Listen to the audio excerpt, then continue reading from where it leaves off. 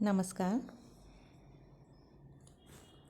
बच्चों, आपके प्रथम प्रश्न पत्र की जो पुस्तक है आधुनिक काव्य सोपान, उसमें जो पहले कवि संकलित हैं अयोध्या सिंह उपाध्याय हरिओद, उनकी संकलित कविता श्याम संदेश हम आज शुरू कर रहे हैं।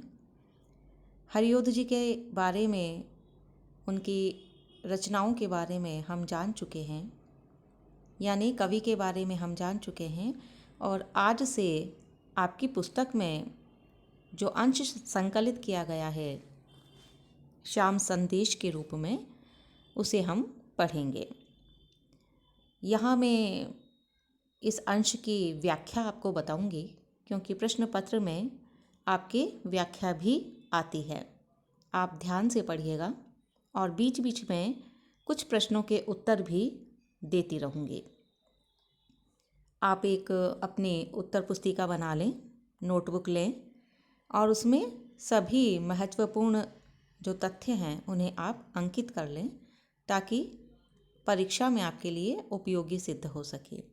और एक बात और मैं आपसे कहना चाहूँगी बच्चों, यह पुस्तक आपको अवश्य खरीद लेनी चाहिए, क्योंकि अगर आप पुस्तक के साथ वीडियो देखेंगे, सुनेंगे, तो आपको ज़्यादा अच्छी तरह से समझ में आएगा। तो अभी हम शुरू करते हैं श्याम संदेश। श्याम संदेश बच्चों हरिओद जी का जो खड़ी बोली का महाकाव्य है प्रिय प्रवास, उसमें से लिया गया अंश है।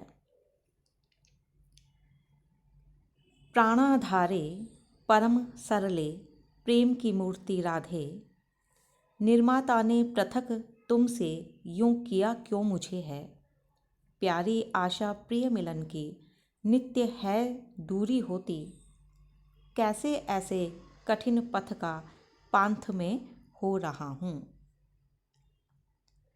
जैसा कि मैंने आपको बताया था कि प्रिय प्रवास, प्रिय श्री कृष्ण के प्रवास की कथा कहता है।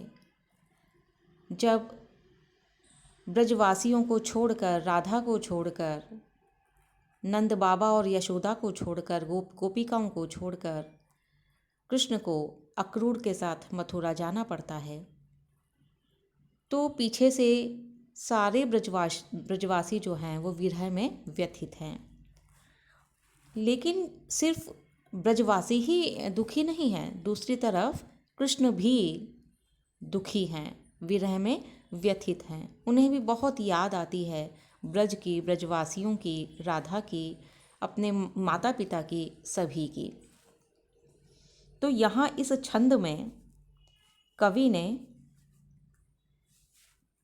राधा के प्रति कृष्ण का जो प्रेम है उसे अभिव्यंजित किया है। कृष्ण कहते हैं राधा से, शाम का संदेश है, शीर्षक आप देख रहे हैं, यह शाम का संदेश है राधा के लिए। तो क्या कहते हैं श्याम राधा से, क्या कहना चाहते हैं अपने संदेश में, वही बताया है।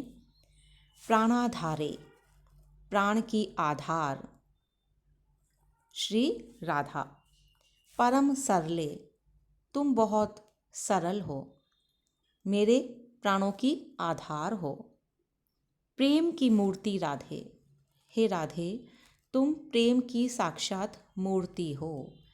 अब बच्चों, जैसा आप जानते हैं, प्रेम मन का भाव है, यह अमूर्त होता है। प्रेम दिखाई नहीं देता है ना, कैसा रंग है, कैसा रूप है, यह नहीं होता। तो ऐसे अमूर्त रूप की अगर हम मूर्त रूप में कल्पना करें या सामने देखें, तो राधा के रूप में हमें वो अभिव्यक्त होता है। मतलब राधा जी जो हैं वो ऐसा लगता है मानो प्रेम ने साकार स्वरूप राधा के रूप में ग्रहण कर लिया है। निर्माता ने पृथक तुमसे यूं किया क्यों मुझे है, निर्माता यानी ईश्वर, विधाता, जिसने सृष्टि को बनाया है। पृथक मतलब अलग। तो भगवान ने, ईश्वर ने तुमसे मुझे अलग क्यों किया है, इसके पीछे मंतव्य क्या, उद्देश्य क्या। मेरे तो प्राण की आधार ही तुम हो, तो ऐसे में तुमसे मुझे अलग विधाता ने क्यों कर दिया है। प्यारी आशा प्रिय मिलन की नित्य है दूरी होती। कृष्ण कहते हैं कि हे प्यारी राधा, तुमसे मिलने की, प्रिय मिलन की आशा हमेशा मन में रहती है। नित्य मतलब प्रतिदिन, हमेशा, सदैव।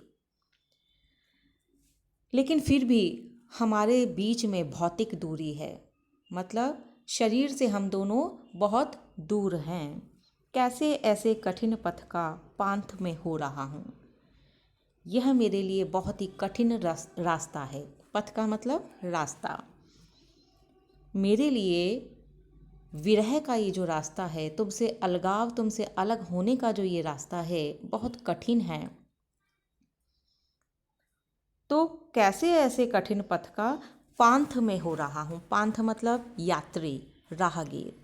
मैं समझ नहीं पा रहा हूँ कि जब तुम मेरे प्राण की आधार हो, मैं तुमसे अलग रह नहीं सकता हूँ, फिर भी विधाता ने मुझे तुमसे अलग कर दिया है। तो ऐसे में मेरे लिए विरह का ये पथ बहुत ही कष्टप्रद है। तो मैं न जाने क्यों इस पथ का राही बन गया हूँ। बच्चों, विस्तृत रूप से अर्थ करने के पश्चात व्याख्या में आपको विशेष लिखना होता है, और उस विशेष में आप क्या लिखते हैं कि भाषा कैसी है, भाव कैसे हैं, छंद और अलंकार कौन से हैं। तो यहाँ पर जब हम इस छंद की बात करते हैं तो यह छंद है मंदाक्रांता छंद। आपके सिलेबस में भी है, इसके बारे में हम बाद में पढ़ेंगे। तो ये मंदाक्रांता छंद में हरिओध जी ने लिखा है। इसमें हमें अनुप्रास अलंकार दिखाई दे रहा है, और इस तरह से भाव की दृष्टि से भी बहुत ही खूबसूरत है। तो ये पहला छंद आज हमने पढ़ा है। कल से हम इसको और भी गति देंगे। आप तब तक अपनी पुस्तक खरीद कर रख लें। कल हम इसके आगे का छंद पढ़ेंगे। धन्यवाद।